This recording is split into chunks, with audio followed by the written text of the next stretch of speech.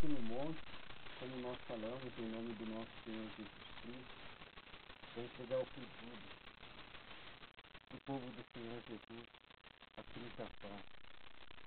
Hoje é dia 16, em nome do Senhor Jesus, um dia abençoado. Nós estamos aqui para cooperar e fazer a vontade de Deus, através do Espírito Santo, através dos querubins, através do serafim, do anjo do amor, da paz, da milícia celeste. Então, nesse momento nós possamos orar em nome do Senhor Jesus. Senhor, meu Deus, meu Pai, que vós venha abençoar cada um de nós que estamos aqui e abençoar a cada pessoal que está no Brasil, em nome do nosso Senhor Jesus Cristo. Abençoe esse Japão também, com mãos fortes, com mãos dignas, com mãos gloriosas, através do Espírito Santo de Deus.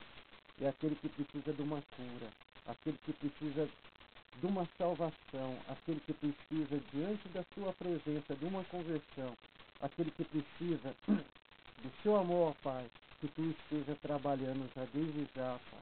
Que vós possa estar operando, curando, entrando dentro dos hospitais, curando câncer, curando caroço, curando grandes enfermidades, curando problema no estômago, curando problema nos olhos, curando problema na boca, curando problema nos braços, as pessoas que se encontram com uma clavícula ruim, as pessoas que se encontram com um pescoço ruim, que nesse momento só possa estar trabalhando em nome de sua presença, Senhor Jesus.